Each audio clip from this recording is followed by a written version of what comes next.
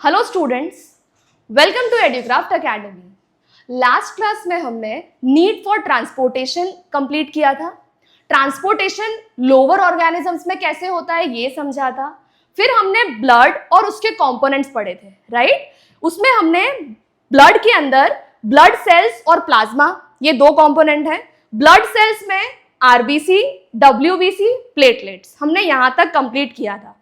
आज के क्लास में हम आरबीसीज को डिटेल में स्टडी करेंगे। तो RBC full form red blood cells, they are also called as erythrocytes. क्यों आरबीसीज को एरिथ्रोसाइट्स कहते हैं? क्योंकि एरिथ्रो शब्द का मतलब होता है रेड और साइट शब्द का मतलब होता है सेल्स, राइट। अब हम इसके आगे स्टार्ट करते हैं। आरबीसीज, सबसे पहली बात शेप। आरबीसीज का शेप कैसा होता है? Biconcave, disc shaped, biconcave, disc shaped. क्यों आरबीसीज का शेप अब बाइकॉनकेव ही क्यों होता है? बाइकॉनकेव होने से एक फायदा है कि बहुत ही नैरो वेसल्स, देखो वेसल्स हैं आर्टरीज, तो आर्टरीज का मेन काम क्या है? ब्लड ट्रांसपोर्ट करना। ब्लड ट्रांसपोर्ट में आरबीसीज भी ट्रांसपोर्ट हो रहे हैं। तो अगर वो बाइकॉनकेव शेप के होंगे तो बहुत ही पतले वेसल्स, नैरो वेसल्स, जिस वेसल में अथेरोस्क्लेरोसिस है, मतलब आरबीसी जो आर्टरी है उसका डायामीटर कम है, उस नैरो वेसल में से भी आरबीसी पास हो सकेगा और ब्लड ट्रांसपोर्ट होगा, ऑक्सीजन ट्रांसपोर्ट होगा। तो biconcave shape facilitates in transportation in narrow vessels also। ठीक है, शेप। दूसरी बात काउंट। आरबीसी काउंट कितना होता है? तो आरबीसी काउंट एक मेल में 5 मिलियन पर क्यूबिक mm ऑफ ब्लड और फीमेल में 4.5 मिलियन पर क्यूबिक mm ऑफ ब्लड। तो मेल में, अडल्ट मेल में 5 मिलियन पर क्यूबिक mm ऑफ ब्लड और एक अडल्ट फीमेल में 4.5 मिलियन पर क्यूबिक mm ऑफ ब्लड। इसके अलावा एक न्यूबॉर्न बेबी में आरबीसी काउंट ज्यादा होता है, 6 to 7 मिलियन पर क्यूबिक mm ऑफ ब्लड। एक न्यूबॉर्न बेबी में 6 to 7 मिलियन पर क्यूबिक mm ऑफ ब्लड। ठीक बात, शेप समझ लिया हमने, काउंट समझ लिया हमने। अब आरबीसीज के अंदर एक रेड कलर का पिगमेंट प्रेजेंट है, उसे हीमोग्लोबिन कहते हैं। आरबीसीज में एक रेड कलर्ड पिगमेंट है which is called as haemoglobin.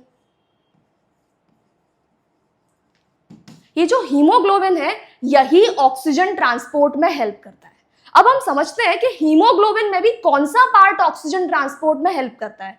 तो हीमोग्लोबिन के दो पार्ट होते हैं, हीम पार्ट और ग्लोबिन पार्ट। जो ग्लोबिन है ना वो प्रोटीन पार्ट है, जो हीम है वो आयरन कंटेनिंग पार्ट है। ठीक है, तो हीमोग्लोबिन के दो parts, haem and globin. Globin protein है, हमें से याद रखना है, ग्लोबिन प्रोटीन है, हीम आयरन कंटेनिंग पार्ट है। ठीक है, हीम आयरन कंटेनिंग पार्ट है। अब आरबीसी का मेन फंक्शन क्या है? Oxygen transport. ऑक्सीजन ट्रांसपोर्ट कौन करता है? दिस पिगमेंट, ये pigment haemoglobin pigment oxygen transport करता है। अब पिगमेंट का भी कौन सा पार्ट, हीम पार्ट या ग्लोबिन पार्ट? तो haem part. Oxygen transport haem part करता है, क्योंकि जो ऑक्सीजन है ना वो आयरन से कंबाइन होता है। ऑक्सीजन ट्रांसपोर्ट करना है तो ऑक्सीजन आयरन से कंबाइन करता है, आयरन हीम का पार्ट है, इसका मतलब haem part helps in transportation of oxygen. ठीक है, तो ट्रांसपोर्टेशन ऑफ ऑक्सीजन में हीम पार्ट हेल्प करता है। इतना समझ लिया हमने। हीमोग्लोबिन ऑक्सीजन के साथ कंबाइन होके क्या बनता है? Oxy haemoglobin. तो हीमोग्लोबिन ऑक्सीजन के साथ कंबाइन होके HbO2 बनता है। HbO2 is oxy haemoglobin. HbO2 is oxy haemoglobin. हमने ये समझ लिया, ऑक्सीजन हीमोग्लोबिन के हीम पार्ट से कंबाइन होता है। हीमोग्लोबिन ऑक्सीजन के साथ कंबाइन होके बन जाएगा ऑक्सी हीमोग्लोबिन, और फिर ऑक्सीजन ऑक्सी हीमोग्लोबिन के फॉर्म में ट्रांसपोर्ट होगा। ऑक्सीजन ऑक्सी हीमोग्लोबिन के फॉर्म में हमारे ब्लड वेसल्स में ट्रांसपोर्ट होगा। क्लियर बात यहां तक? अब टिश्यूज को ऑक्सीजन देना है। देखो, ऑक्सीजन की जरूरत हमारे बॉडी के सभी सेल्स को है। तो अब हमारे सेल, बॉडी के सेल्स होंगे, बॉडी के सेल्स में आर्टरीज आती हैं। तो आर्टरीज में से किस फॉर्म में आ रहा है ऑक्सीजन? ऑक्सी हीमोग्लोबिन के फॉर्म में, HbO2 के फॉर्म में। और HbO2 के फॉर्म में जब वो सेल्स में जाएगा तो सेपरेट हो जाएगा। हीमोग्लोबिन अलग, ऑक्सीजन अलग, और जो ऑक्सीजन है वो सेल्स को डिलीवर हो जाएगा। तो इस तरीके से ऑक्सीजन ट्रांसपोर्ट हो जाएगा HbO2 ऑक्सी हीमोग्लोबिन। अब लाइफ स्पैन ऑफ आरबीसी, तो life span of RBC is 120 days. Next point, life span of RBC. Life span of RBC is 120 days. अब आरबीसीज का फॉर्मेशन कहां पर होता है? तो आरबीसीज का फॉर्मेशन बोन मैरो में होता है। यहां पर मैं आपको एक शब्द समझाना चाहती हूं, पोएसिस। ये पोएसिस क्या होता है? पोएसिस का मतलब होता है फॉर्मेशन। पोएसिस का मतलब होता है फॉर्मेशन। तो अब मुझे इतना बताओ, आरबीसी का फॉर्मेशन, आरबीसी के फॉर्मेशन को क्या कहेंगे? आरबीसी को एरिथ्रो कहते हैं, रेड ब्लड सेल को एरिथ्रो कहते हैं। तो आरबीसी के फॉर्मेशन को एरिथ्रोपोइसिस कह सकते हैं, राइट? तो process of RBC formation is called as erythropoiesis, right? तो पोइसिस का मतलब फॉर्मेशन, तो एरिथ्रोपोइसिस क्या हो जाएगा? RBC formation. आरबीसी फॉर्मेशन को एरिथ्रोपोइसिस कहते हैं। एरिथ्रोपोइसिस होता कहां पर है? Bone marrow. Erythropoiesis takes place in bone marrow. RBC का फॉर्मेशन एरिथ्रोपोइसिस। एरिथ्रोपोइसिस की साइट, एरिथ्रोपोइसिस होता कहां पर है? Bone marrow. Life span of RBC 120 days. अब आरबीसी एरिथ्रोपोइसिस हो गया, आरबीसी का फॉर्मेशन हो गया, लाइफ स्पैन हो गया 120 डेज, फिर उनकी डेथ होगी ना, आरबीसी की डेथ होगी। तो आरबीसी की डेथ कहां पर होती है? और जहां पर डेथ होती है उसे क्या बोले? ग्रेवयार्ड बोले, ग्रेवयार्ड ऑफ आरबीसीज। तो ग्रेवयार्ड ऑफ आरबीसीज कौन है? Spleen. Very important, spleen is graveyard of RBCs. Spleen is graveyard of RBCs. Spleen is graveyard of RBC. Spleen is graveyard of RBCs. अब आरबीसीज का shape हमने पढ़ा था, biconcave shape, right? एक और बात बताती हूँ, आरबीसी जो सेल है उसमें न्यूक्लियस नहीं होता।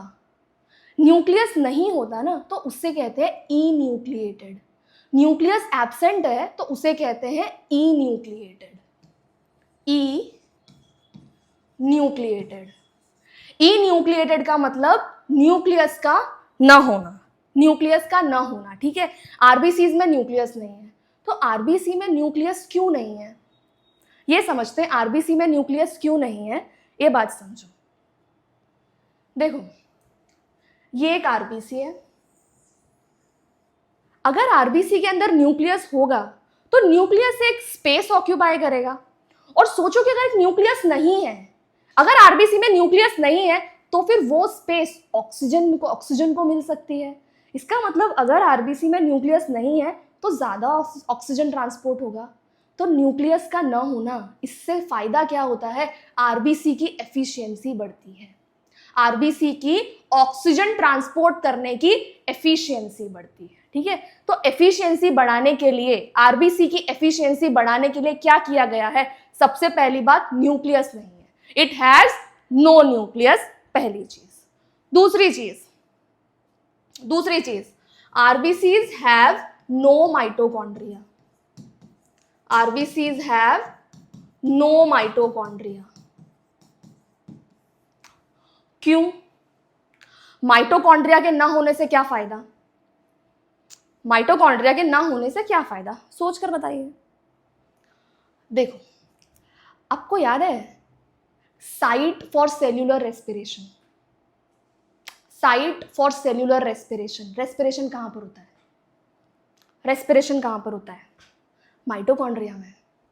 आपको याद है रेस्पिरेशन के 2 स्टेप्स थे, glycolysis, Krebs cycle. Krebs cycle कहां पे होता है? माइटोकॉन्ड्रिया में। तो अगर माइटोकॉन्ड्रिया प्रेजेंट है तो उसमें रेस्पिरेशन होगा, और रेस्पिरेशन में क्या होता है? ग्लूकोज में ऑक्सीजन ऐड होता है और CO2 रिलीज होता है, राइट? इसका मतलब रेस्पिरेशन में, कहने का मतलब ये नहीं है कि रेस्पिरेशन में ऑक्सीजन यूज होता है। रेस्पिरेशन में ऑक्सीजन यूज होता है, तो अगर माइटोकॉन्ड्रिया प्रेजेंट है तो ऑक्सीजन यूज कर लेगा। इसका मतलब वो सेल खुद ही ऑक्सीजन यूज कर लेगा। अब जिस सेल का काम ऑक्सीजन को ट्रांसपोर्ट करना है और वो सेल खुद ही ऑक्सीजन यूज कर लेगा, तो जो ऑक्सीजन ट्रांसपोर्ट होना है वो कम नहीं हो गया? कम हो गया ना। तो इससे क्या होगा? एफिशिएंसी कम हो जाएगी अगर माइटोकॉन्ड्रिया प्रेजेंट है। तो माइटोकॉन्ड्रिया के एब्सेंट होने से एफिशिएंसी बढ़ जाती है ऑक्सीजन ट्रांसपोर्ट करने की। समझे? आरबीसी में माइटोकॉन्ड्रिया नहीं है, जिससे उसकी एफिशिएंसी बढ़ जाती है।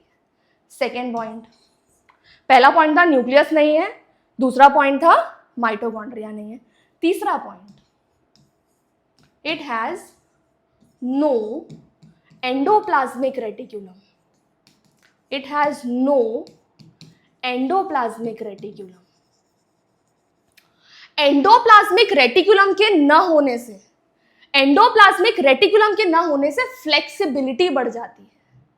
एंडोप्लाज्मिक रेटिक्यूलम के न होने से आरबीसी की फ्लेक्सिबिलिटी बढ़ जाती है। अगर आरबीसी की फ्लेक्सिबिलिटी बढ़ गई तो अब आरबीसी का ट्रांसपोर्ट आसान हो जाएगा। अगर आरबीसी की फ्लेक्सिबिलिटी बढ़ गई तो आरबीसी का ट्रांसपोर्ट, ऑक्सीजन का ट्रांसपोर्ट आसान हो जाएगा, राइट? तो ये 3 चीजें हैं जो आरबीसी की एफिशिएंसी बढ़ाती हैं। पहला पॉइंट, न्यूक्लियस प्रेजेंट नहीं है, नो न्यूक्लियस। दूसरा पॉइंट, नो माइटोकॉन्ड्रिया। तीसरा पॉइंट, नो एंडोप्लाज्मिक रेटिक्यूलम। ठीक है, यहां तक हमारा आरबीसी कंप्लीट होता है। लेकिन मैं एक बार आपको वापस से रिवाइज कराना चाहती हूं। हम एक रिकैप कर लेते हैं आरबीसी के बारे में।